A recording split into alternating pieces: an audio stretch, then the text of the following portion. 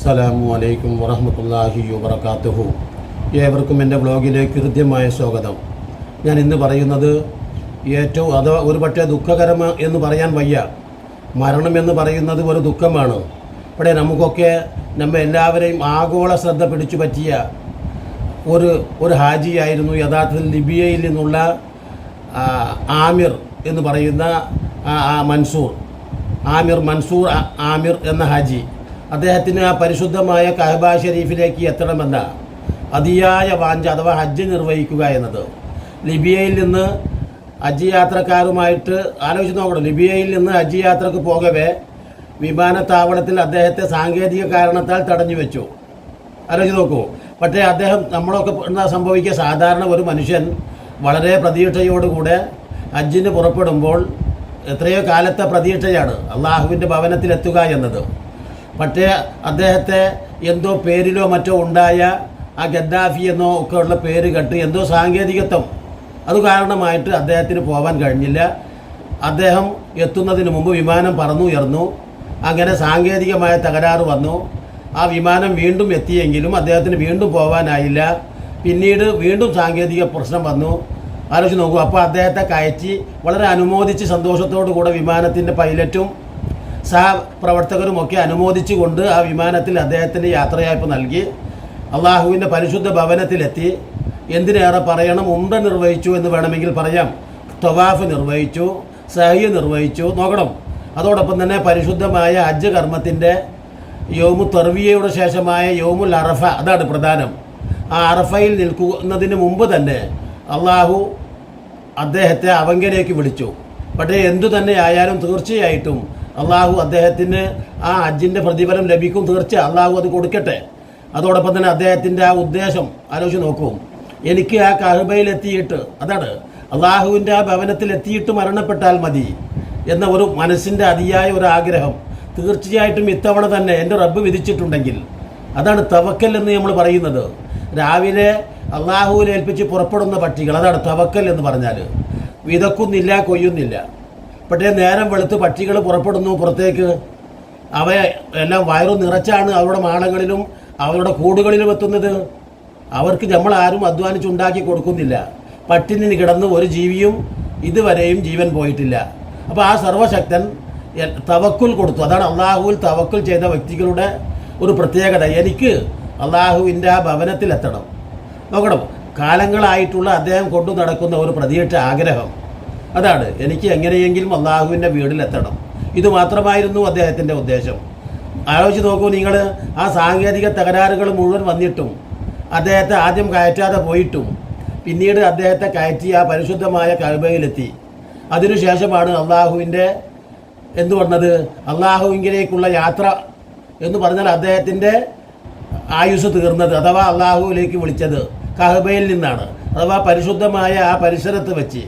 നോക്കണം, ആ പരിശുദ്ധമായ മണ്ണിൽ വെച്ച് അള്ളാഹുവിൻ്റെ ഭവനം ദർശിച്ചു, തവാഫ് ചെയ്തു. നോക്കണം, എന്ന് പറഞ്ഞാൽ ഹജ്ജ് ചെയ്തു എന്നത് തന്നെയാണ് യഥാർത്ഥത്തിൽ അർത്ഥം.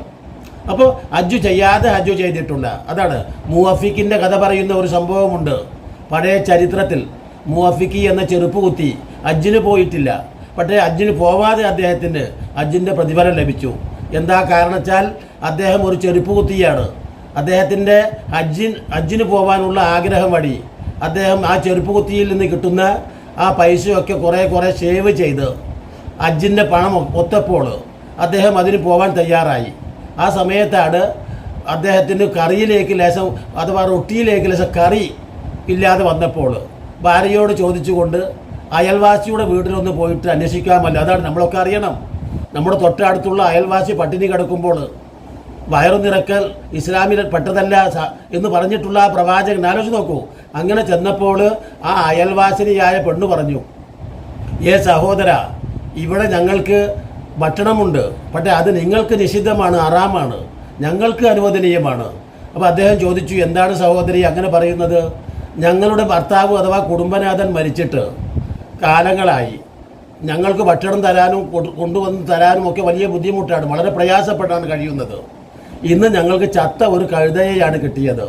ഞങ്ങളുടെ ജീവൻ നിലനിർത്താൻ വേണ്ടി ആ ചത്ത കഴുതയിൽ നിന്ന് ഞങ്ങൾ കുറച്ച് ഭക്ഷിക്കും. അള്ളാഹുവിൻ്റെ റസൂൽ പറഞ്ഞിട്ടുണ്ട്, ഹറാമായ വസ്തു പോലും ബുദ്ധിമുട്ടിൻ്റെ സമയത്ത് ഭക്ഷണത്തിന് കിട്ടുമ്പോൾ വയറ് നിറച്ച് കഴിക്കരുത്, മറിച്ച് ജീവൻ നിലനിർത്താൻ. അങ്ങനെ ഇന്ന് ഞങ്ങൾക്ക് കിട്ടിയത് ഒരു കഴുതയാണ്. ആ കഴുതയെ പാകം ചെയ്ത ഇറച്ചിയാണ് ഞങ്ങൾക്ക് ഇന്നുള്ളത്. അതുകൊണ്ട് നിങ്ങൾക്ക് അത് ഹറാം, വിലക്കപ്പെട്ടതാണ്. ഇതോടുകൂടെ ആ ചെരുപ്പ് കുത്തി തൻ്റെ മുഴുവൻ സമ്പാദ്യങ്ങളും ആ കുടുംബത്തിന് എടുത്തു കൊടുത്തുകൊണ്ട്, ഇതാ എൻ്റെ ഹജ്ജ് ഞാൻ നിങ്ങൾക്ക് തന്നിരിക്കുന്നു, എൻ്റെ ഈ സമ്പത്തൊക്കെ എന്ന് പറഞ്ഞുകൊണ്ട് അബ്ദുല്ലാഹി ഇബ്നു മുബാറക്കിൽ നിന്ന് നിവേദനം ചെയ്ത ഒരു ഹദീസിൽ പറയുന്നു, 6 ലക്ഷത്തോളം ഹാജിമാർ പങ്കെടുത്തു ഇക്കൊല്ലം എന്ന് 2 മലക്കുകൾ സംഭാഷണം നടത്തുന്നതായിട്ട് പറയുന്നുണ്ട്.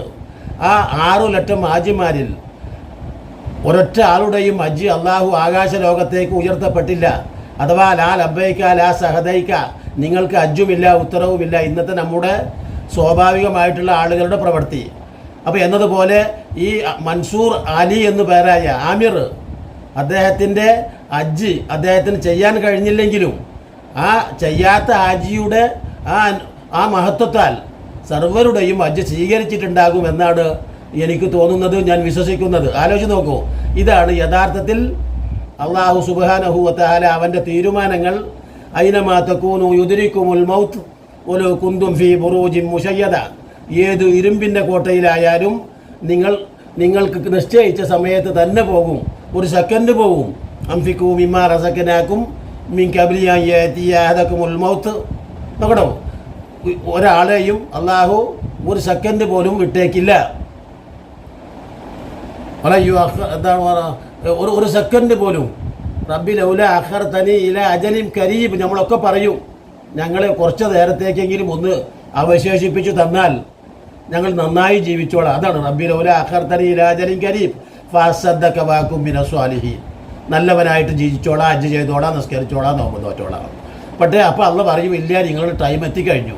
അപ്പോൾ എന്നതുപോലെ ഹജ്ജ് ചെയ്യാൻ സാധിച്ചിട്ടില്ലെങ്കിലും വരാൻ പോകുന്ന മഹത്തായ നാളുകളിൽ അറഫായിലൊന്നും നിൽക്കാനും മീനായിൽ നിൽക്കാനും കഴിഞ്ഞില്ലെങ്കിൽ പോലും അദ്ദേഹത്തിൻ്റെ ആ ചെയ്യാത്ത ഹജ്ജിൻ്റെ ഫലമായിട്ട് അത്രമാത്രം ത്യാഗം, അദ്ദേഹത്തിൻ്റെ ആ വിശ്വാസം, ആ ഹജ്ജ് ചെയ്യാത്ത ആ ആമിറിൻ്റെ ആ തവക്കൽ വഴി എല്ലാ ഹാജിമാർക്കും എന്ത് കിട്ടിയിരിക്കുന്നു? ഹജ്ജ് സ്വീകരിക്കപ്പെട്ടിരിക്കുന്നു എന്ന് വേണം പറയാൻ.